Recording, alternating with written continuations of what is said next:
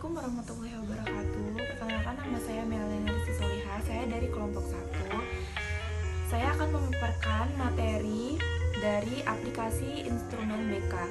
Saya akan memaparkan materi pertama dan selanjutnya nanti dilanjutkan oleh teman-teman saya. Berikut pengertian aplikasi instrumen bimbingan dan konseling. Instrumen bimbingan dan konseling merupakan kegiatan pendukung bimbingan dan konseling untuk mengumpulkan data dan keterangan tentang peserta didik atau biasa yang disebut juga klien.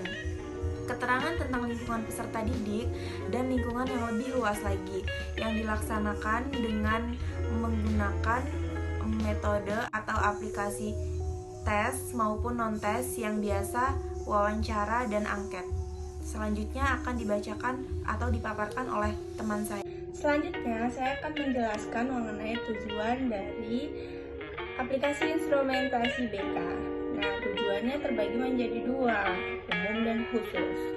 Untuk tujuan umumnya adalah untuk mendapatkan data yang terukur mengenai kondisi dari konselor.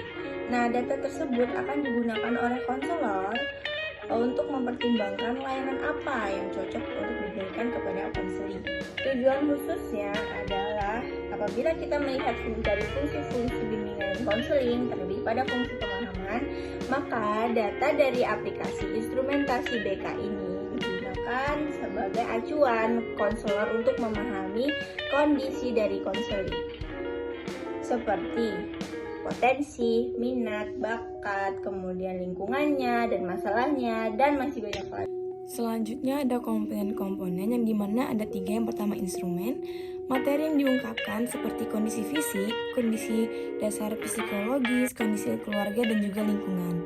Selanjutnya ada bentuk instrumen yang dimana ada 2. Yang pertama instrumen tes seperti tes psikologi dan juga tes hasil belajar, dan juga ada instrumen non-tes seperti wawancara, angket, sosiometri, inventory, dan sebagainya. Selanjutnya ada responden, yaitu mereka yang mengerjakan instrumen baik tes maupun non-tes. Selanjutnya ada pengguna, yaitu konselor sebagai pengguna hasil instrumen digunakan dalam melaksanakan layanan konseling. Di sini saya akan menjelaskan tentang teknik dalam instrumentasi. Yang pertama penyiapan instrumen dan responden, yang kedua pengadministrasikan instrumen, yang ketiga pengolahan dan pemaknaan jawaban instrumen responden, yang keempat penyampaian hasil instrumen, dan yang kelima menggunakan hasil instrumen. Terus selanjutnya itu tahap-tahap operasionalisasi layanan. Yang pertama merencanakan, yang kedua pelaksanaan, evaluasi, analisis dan hasil evaluasi, tindak lanjut, dan pelaporan. Mungkin cukup sekian penjelasan dari saya. Terima kasih. Selamat siang. Siang, Bu. Boleh kenalan dulu, namanya siapa? Nama aku Vina. Nama lengkapnya? Alvina. Oh, jadi biasa dipanggil Vina ya? Iya. Tadi Vina kesini naik apa? Aku kalau pergi dianterin sama ayah. Naik motor. Oh gitu. Rumahnya Vina di mana? Rumah aku di Jatimulyo. Oh, Jatimulyo. Gimana keadaan Vina hari ini? Secara fisik apakah Vina sehat atau lagi nggak enak badan atau gimana?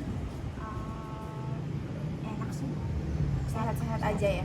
Alhamdulillah.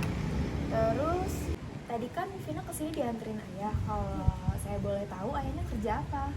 Kayak aku sih kadang kerja di pasar, kadang kerja ikut temannya ayah gitu. Kadang tuh Jadi wira swasta ya. Kalau ibunya Vina? kalau ibu aku di rumah aja. Oh, ibu rumah tangga. Kalau saya boleh tahu Vina kelas berapa sekarang? Sekarang kelas 11 SMA, kelas 2 SMA IPS. Jurusan IPS. Vina pernah ngerasain kesulitan belajar nggak? Kadang sih, Bu, kan ini juga ya, Bu, mata aku kan minus ya. Oh, Itu gitu. kadang kalau menetapkan tulis tuh agak nggak ini, kalau terlalu jauh duduknya. Terus kalau mata pelajaran tuh aku agak susah ini sih ngitung. Matematika ya. Aku lebih suka Berarti apa. banyak yang perlu di ini. Dari segi penglihatan, kalau misalkan mungkin duduknya di belakang, Vina kurang jelas gitu ya, karena ngeliat papan tulis matanya minus gitu. Terus kalau misalkan sejauh ini mata pelajaran apa yang kira-kira Vina kurang pahamin selain MTK gitu, maksudnya ada cara lain nggak untuk Vina tuh supaya lebih minat ke situ gitu? Apa Vina les atau belajar sendiri di rumah tapi beda dari yang lain, maksudnya belajar yang lain 10 menit terus yang itu lebih lama, atau 20 menit atau 30 menit seperti itu?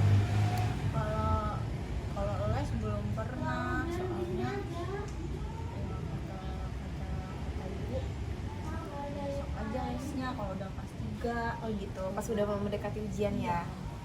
Gitu.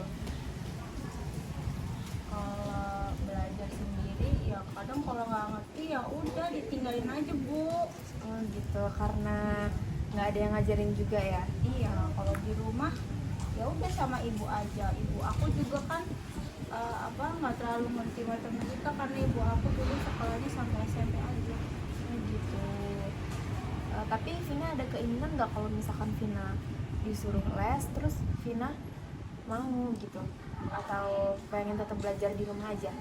Iya mau sebenarnya bu, karena kadang juga benar tuh malu sama teman-teman, kan benar tuh ngerasa kayak ketinggalan banget ya bu.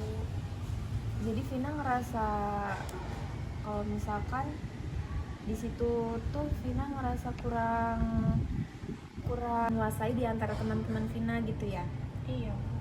Jadi Vina kalau misalkan secara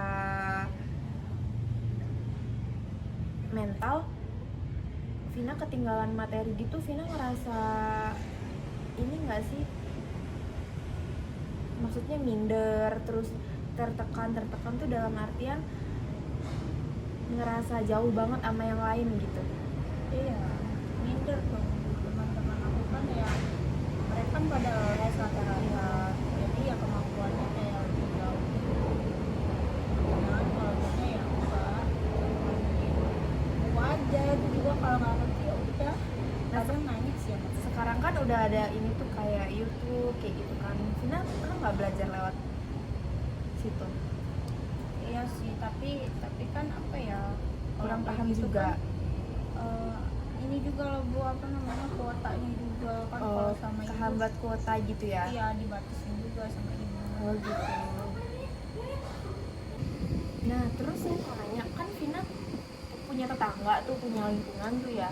Di tetangga-tetangga Vina ada nggak anak-anak yang seumuran Vina gitu, sekolahnya ya kelas 1 SMA atau kelas 2 SMA gitu?